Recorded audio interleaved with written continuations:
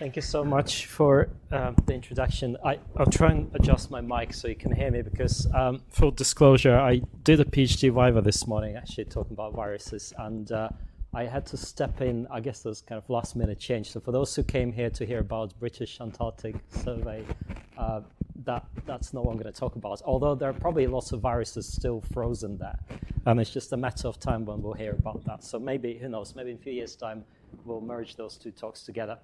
But as it was mentioned in the introduction, I've been working on viruses pretty much my entire research career. I started with studying this during my PhD, and I was doing something a little bit different. And I know this is a very broad audience. I don't know how many people coming here from biology. Can you just wave at me, people who care about biology in general here in this audience? Okay.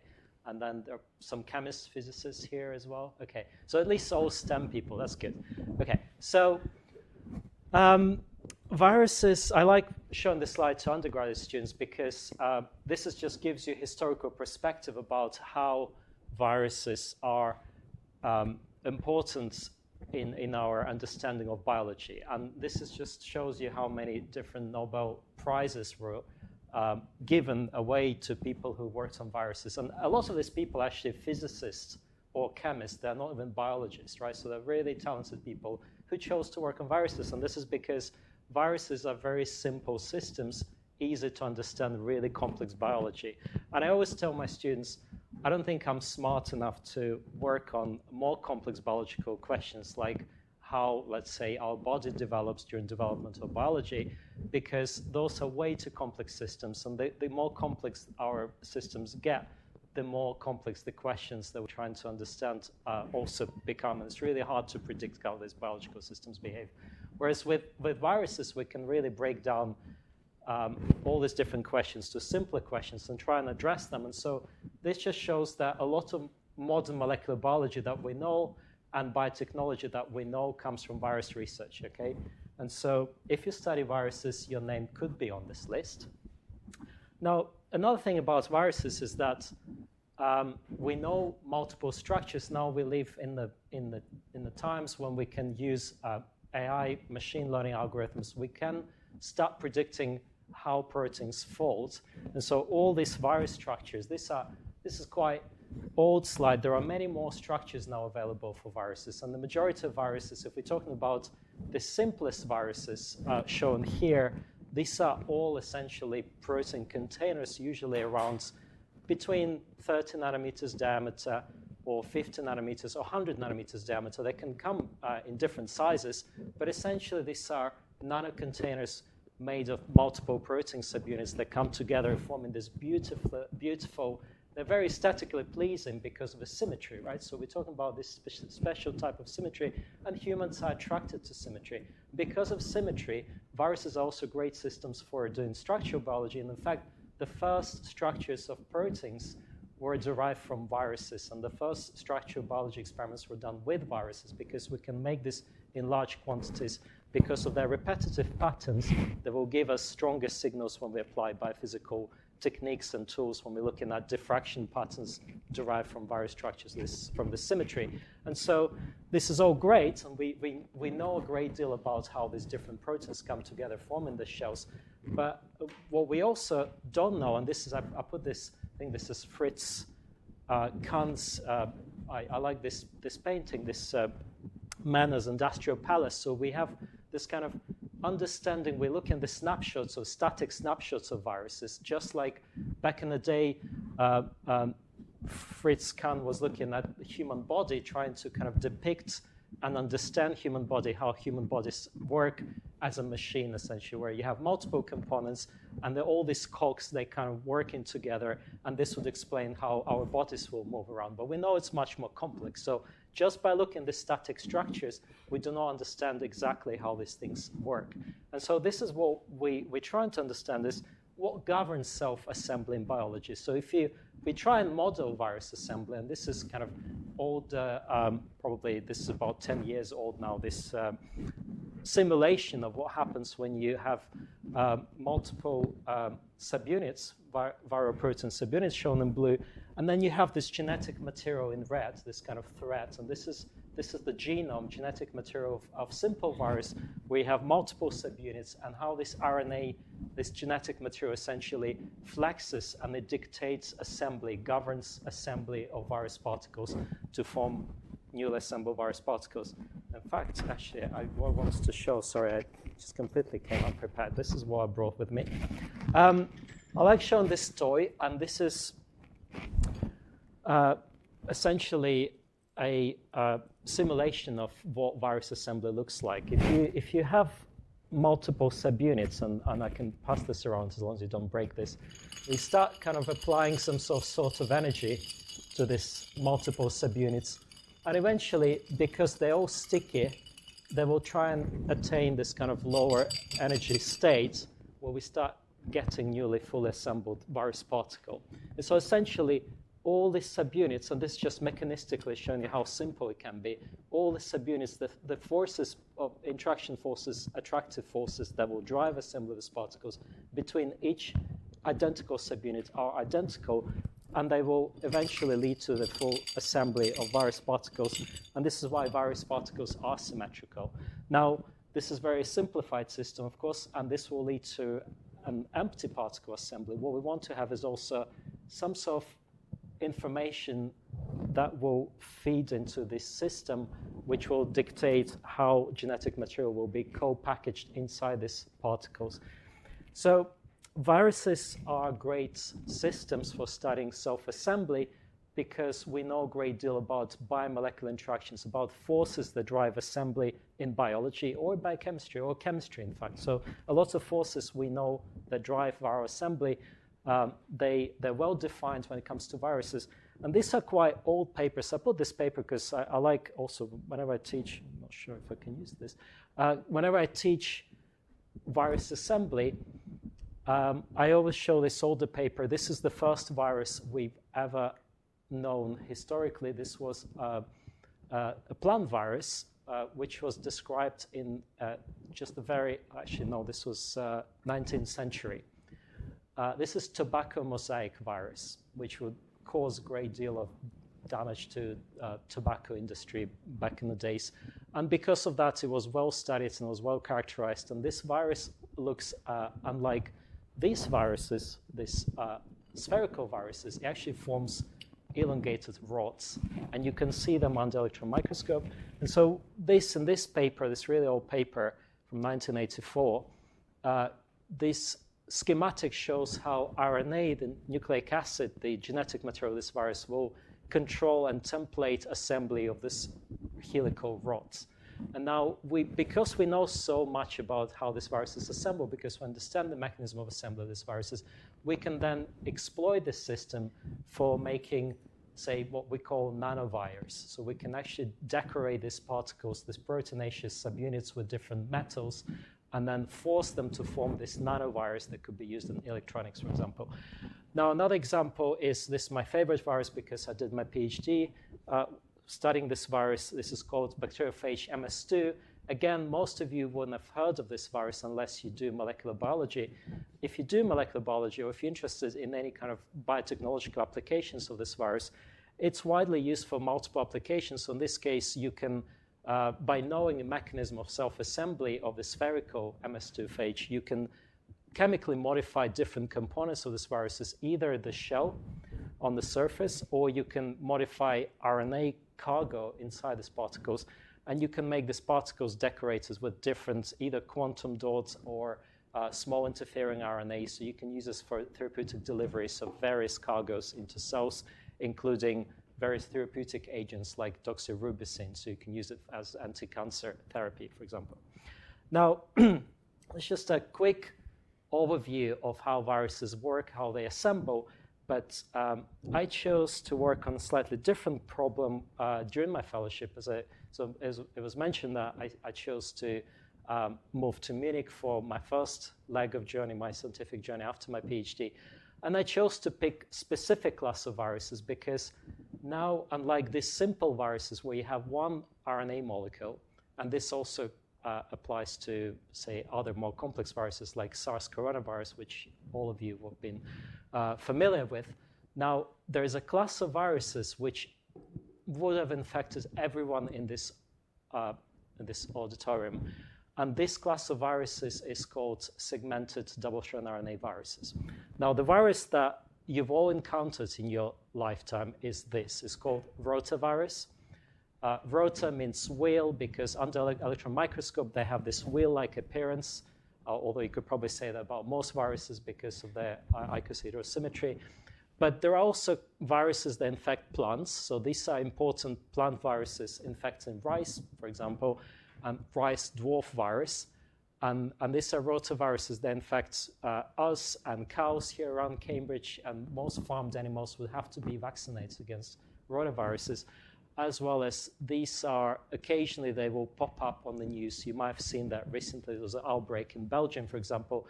These are highly infectious, contagious diseases that would require urgent attention when these breakouts happen. Now, the reason why these viruses are so successful is because they adopted a different configuration of their virus structure because they have multiple layers of proteins protecting their genetic material. On top of that, they also chose to use double-stranded RNA as opposed to single-stranded RNA. So RNA comes into flavors, I will talk about a little bit later. But essentially, by making it double-stranded, they also make it more stable, chemically resistant. And so these viruses can linger on surfaces in this room for up to a year, right? Even when you apply strong disinfectants like ethanol, for example, which is not to say about SARS coronaviruses or HIV or flu, which are much more labile. These ones are not. And because of that, they can easily get through our digestive system and cause severe gastroenteritis in children or any infants. And this kind of shows, this map shows here how rotaviruses, what kind of impact rotaviruses have in modern days. Although we're lucky, we're fortunate enough, now we have mandatory vaccination program against rotaviruses. These are live vaccines given to children, usually on a lump of sugar or just a few drops of this replicating virus. They don't work that well, or they cannot be given to children with immunodeficiencies, as well as they don't work that well in these developing countries. And we don't fully understand why these vaccines don't work in places where we actually need these vaccines the most, right? So we have roughly almost 200,000 children dying from severe gastroenteritis caused by rotaviruses. But before rotavirus vaccines were actually rolled out, we had almost 2.3 million hospitalizations in the US alone. So now we're very fortunate to have these vaccines. And Ruth Bishop, she was the Australian virologist. She was first to realize what the cause of this gastroenteritis was, and she essentially discovered rotaviruses. Now, rotaviruses are weird, and all this class of viruses are weird because they also, not only they use double-stranded RNA to make this more resilient genetic material, they also chose, for various reasons, to fragment it. So now they have something that looks like chromosomes. So we ourselves have chromosomes, so our genetic material is partitioned between multiple molecules of DNA. In this case, these viruses chose to partition their genetic material and store it in multiple molecules of double-stranded RNA. So it's like if you want to assemble something, you're buying a kit from IKEA, you want to put your piece of furniture together, you have multiple pages in your instruction manual, you want to follow page by page. You take one page out, you don't know exactly which order to assemble these things. Here, the virus experiences exactly the same challenge of putting the genetic material together in order to make new infectious virus particles.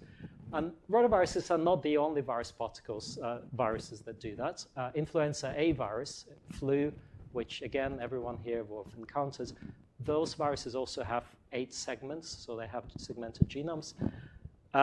Now, because of genome segmentation, of genetic material segmentation, this poses not only the challenge of assembling the genetic material and propagating it so you can multiply this new virus particles, you can also have something what's called reassortment. And I'll explain what reassortment means, but I think this schematic is quite self-explanatory. If you have strain A, which is shown in red, and strain B, when they co-infect the same cell, these viruses can produce 2 types of genetic material coming from strain A and strain B.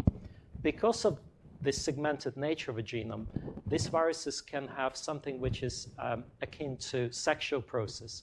And so this results in a combination of different segments originating from A and B, and now we have strain C, and this is what we call reassortment as opposed to recombination, genetic recombination. So this has got additional mechanisms that accelerates evolution of these viruses. And we're trying to understand what dictates this process. What are the restrictions that control this process? So not every strain will easily reassort, but the majority will. Now, the second challenge, as I mentioned, for the virus is how to assemble the genetic material. And again, these are weird viruses because each virus particle, rotavirus, all those double-stranded RNA viruses, they work in a very similar fashion, which no other virus would employ. And essentially, each virus particle is a nanomachine that is capable of transcribing, so making more copies of RNA and extruding these RNA molecules. These are mRNAs that code for different protein components. And essentially, all the transcription, so production of these mRNAs, happens inside this particle. No other virus would do that. These viruses chose this strategy. And so because of that, this will transcribe this 11 copies of double-stranded RNA, releasing multiple thousands of copies of single-stranded RNA outside this particle. Each of those mRNAs can be used to produce new viral proteins. And then eventually, this will lead to their stoichiometry, so one-to-one co-assembly of new genetic set. And then we'll see production of particles. And all these 11 single-strand RNAs will be transcribed back into double-stranded form only inside this particle. And this is kind of unique feature in these viruses. And so what my group is trying to understand is how these viruses can count exactly up to 11, and why do they need exactly 11? Okay, so I'm not going to go into too much detail because it might be a bit too much information, but what I want to say is the model that we have now is currently based on our understanding of how single-stranded RNAs interact with each other. So we think that there are sequences within individual RNA molecules that allow these 11 RNAs find each other and stick to each other like pieces of Velcro, but in a specific fashion. And so this is what dictates specificity, selection of all 11 RNA segments. And so what we're trying to understand, and this done in my group was done by several talented bioinformaticians and PhD students, we're trying to understand if we have 11 segments, and these are schematically shown in this circular diagram, from the longest segment 1, 2, 3, all the way to 11, can we crack the code of these interactions formed between all these 11 segments? And if we can crack this code, if we understand which sequences dictate the specificity and selectivity, we can use this knowledge to improve existing vaccines. We can make these new vaccine strains more stable, genetically stable, increase their titers, which means more accessible, cheaper vaccine strains. And we can also use this knowledge in developing new RNA therapeutics approaches because of that unique biology of this class of viruses that I mentioned earlier. Now, I put this slide, which I usually show this to field students when I talk about RNA folding. This is just to give appreciation why RNA folding is not a trivial task to look at. So this was just 20 nucleotide sequence. For those who don't know what nucleotide is, these are those letters that will make up genetic material, RNA or DNA. And so the way we predict RNA folding is we're trying to computationally work out all possible combinations of this pairing. So A will always pair with U, and G will mostly pair with C, most cases. And then we're trying to minimize that sort of number of possibilities, maximize stability or pairing pattern in this RNA. And so when we start talking about something which is longer than 20 nucleotides, so I just showed you 20 nucleotide sequence, for segment 11 in rotaviruses, which is the shortest segment, we get this many structures. So we have way too many possibilities because of the nature how RNA folds. And so when we start looking at RNA-RNA interactions in one strain in rotavirus, when we're looking at from 1 to 11, how we will pair number of possibilities, we get too many combinations. We get too many possibilities. And computationally, it's impossible to go through all this. It's possible to go through this computationally, but practically, it's impossible to test all these different possibilities in viral background in the lab. So what we're trying to do is we're trying to use biophysical tools, RNA structure probing tools, to break down and prune this complexity to something which can be tested by introducing new mutations in this test viral strains to understand how exactly all 11 RNAs will find each other. And so, again, I'm not going to go too much about how we do this. If you're interested, there are some papers. I'm happy to talk about it for those who are interested in RNA structure, RNA folding. But we did show that some of these approaches work well for introducing what we call foreign antigens. So these are non-rotavirus antigens from SARS-CoV-2. We can make new viral strains that can encode additional antigens that can give immune response against them. So we can effectively make rotavirus-based vaccines that can also give you protection against other antigens, non-rotavirus antigens. And it could be used, for example, combined rotavirus-norovirus vaccination, for example, for other gastroenteritis causing agents. Okay, so I'm going to change gears here a little bit, and I'll talk a little bit about some other work that we do in my group. So my group is roughly divided into two parts. We're interested in cracking this RNA selection code, but we're also interested in how exactly these viruses replicate in cells. And in cells, it doesn't happen the same way as in the test tube. Remember when I showed you this simple self-assembling system? Unfortunately, this is not how it works in cells. And in cells, things look much more complicated because all viral infection will form something that about maybe over 100 years ago, or maybe a bit less, these were called viral factories. Viral factories, and the reason why they're called viral factories is because when you hear a notion of factory, you assume sort of car production line where you have assembly of different parts of this car. But when you look into cells, you will see at really high magnification, this is electron micrograph of rotavirus-infected cell, which is imaged here. So within 6 hours post-infection, once we add virus to the cells, we can slice these cells and we can stain for this kind of inclusion body. And you start seeing these virus particles emerging from the surface of this inclusion. Then you see more kind of virus particles abutting the surface of this structure. And this is what we call viral replication factories or viroplasms, sometimes people call them. These are highly dynamic, so I just wanted to show, just give you appreciation. The red blobs here, these are viral replication factories. We label this using various fluorescent proteins. So in this case, we use a protein called mCherry. And then the rest this is where the cell sits. So these are virus-infected cells. The black hole in the middle is where the nucleus sits, right? This is where genetic material of our cells is.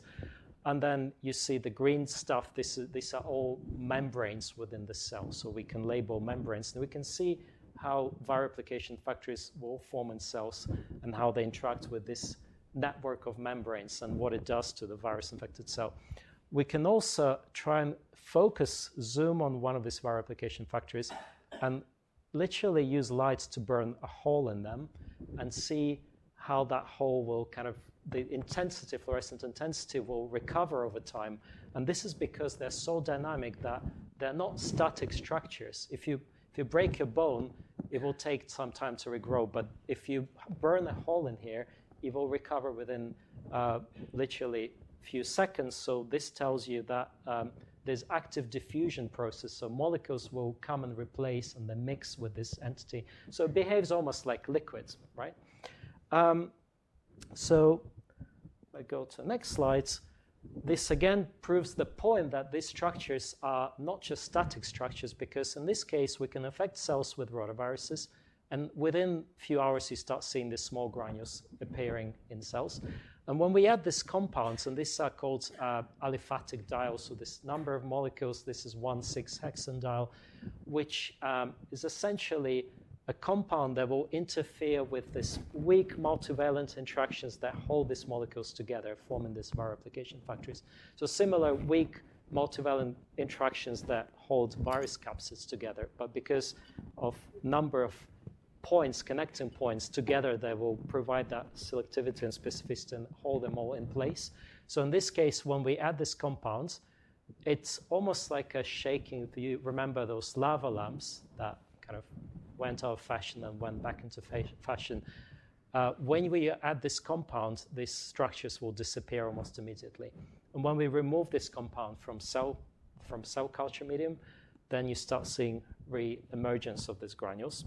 It turns out these granules would be sensitive. They're also sensitive to other shorter chain aliphatic alcohols like this one. This is what we call propylene glycol. What's interesting about propylene glycol is this compound is generally recognized as safe compound, so we could use it as a disinfectant. It reduces virus titers. So in this assay, this is how we express viral titers. So wild-type virus will grow up to this many infectious units per milliliter, so 10 to the 7, so really high titer. But when we apply propylene glycol to cells infected with viruses at specific time points post-infection, this is where the virus is most vulnerable, and we see reduction by more than 100-fold reduction in virus production. Also turns out it can be used as a powerful disinfectant, not against rotaviruses, but other respiratory viruses, because it can prevent airborne transmission. And it works really well. I'm not going to go into specific mechanism of action, how this compound works, but it was published, my collaborator, in Ember Molecular Medicine last year. Now, if we look closer at viroplasms, and this is a technique that allows you to get even closer look into viral replication factories. This is what we call tomography, a tomogram. So we're tilting this is a tilted series of multiple images coming from different angles, because we're tilting our sample and hitting it with the electron beam in this kind of frozen state. So the samples have not been modified by any preserving compounds or fixed cells. And as we're tilting this sample, you can start seeing in incredible detail virus particles, and you can start seeing some even assembly intermediates. So I'm going to move on to the next slide so I can kind of zoom in. So this is what we call viral replication factory, or viroplasms, as I mentioned. You start seeing the boundary where viral particles will be acquiring the outer layer and then escaping from this entity. You can also see this deflated star-shaped intermediate. So this is before RNA gets encapsulated, before RNA gets replicated. So this will be expanded and get larger in their volume and acquire the outer layer of proteins in this case. And if you zoom in, you can start seeing this chains of donut-shaped molecules, which with a bit of rendering, and we can start assigning to different viral components, viral proteins.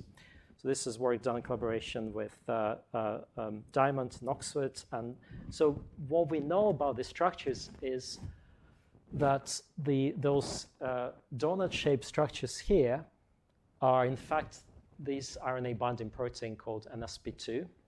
And without going into too much detail, we know that the bulk of this viral replication factories is formed by this viral protein NSP2. So a PhD student in my group, Yulia Acker, she went on a quest to develop an in vitro reconstitution system where we can purify these components, produce them in large quantities, and then try and reconstitute these viral replication factories in vitro, so we have a nice system to understand the molecular forces, molecular interactions that drive formation of viral replication factories. But also we can use this system for screening for various molecules that can disrupt their formation and therefore viral replication. And so when we mix these proteins together, they form these droplets that will sediment, and you can watch how they sediment on the slides. And essentially, two proteins coming together, they will, what we call phase separate, forming these droplets, these condensates. And we can also label these proteins, fluorescent label. If we label either an sp2 or this protein called an sp5, mix them up at low concentration, they will form droplets, and you see both signal from an sp2 in magenta and sp5 in green that will form this beautiful droplets. Now we have a nice system to look at what actually what viral replication factories constitute. And this was done actually in this department. So Professor Thomas Knowles here and his group, they were employing high-throughput microfluidics approaches with a PhD student, talented PhD student, Tanu Agarwal. And she was acquiring these so-called phase diagrams. And again, I'm not going to talk too much about how these are generated. This is just to demonstrate what we're looking for and what we're using this for. So essentially, this is the protein of an sp2 on y-axis. On x-axis, we have concentration on sp5. When we mix these two proteins, at some point, they will start forming these droplets. They will start phase separating. And this is this regime in red. And the blue shows you absence of these droplets because at that concentration, these droplets are not formed. And so by essentially using this platform, we can start adding different compounds, small molecules, which will modulate or push this so-called phase boundary one way or another. In this case, we're seeing at this concentration, this compound, we start seeing complete dissolution of these viral replication factors. So the reason why I'm showing you this piece of data is because there are several examples now where several compounds, small molecule compounds, have been identified and they can be used as potential antiviral drugs. So for respiratory syncytial virus, this compound called cyclopamine, this was published a few years back now, it exerts potent antiviral effect on respiratory syncytial virus in cells, and it can also disrupt or prevent formation of viral replication factories in RSV-infected cells. And we think similar approach can be used for rotaviruses or similar viruses. But also, it has been shown for influenza A virus, there are compounds that not necessarily dissolving condensates. In fact, they can stabilize these condensates to the point when they're no longer liquids. And we think preventing that sort of either premature hardening of these condensates, that can be also used as a potential antiviral strategy. The last piece of data also that came out from our collaboration in this department, chemistry, we were using a similar approach to identify small peptides that can drive phase separation of genetic material nucleic acids in bacteria, so it can be also used as an antibacterial strategy. Okay, so I think I'm definitely out of time by now, so I think I'm going to wrap this up. And first of all, I wanted to thank all my team working this, people shown here. It's not my entire group because people come and go, but this is what we are at the moment at Caius College. Funders, my wonderful collaborators, a lot of great students who come through my lab, get training in biochemistry now in different departments, and thank you for your attention.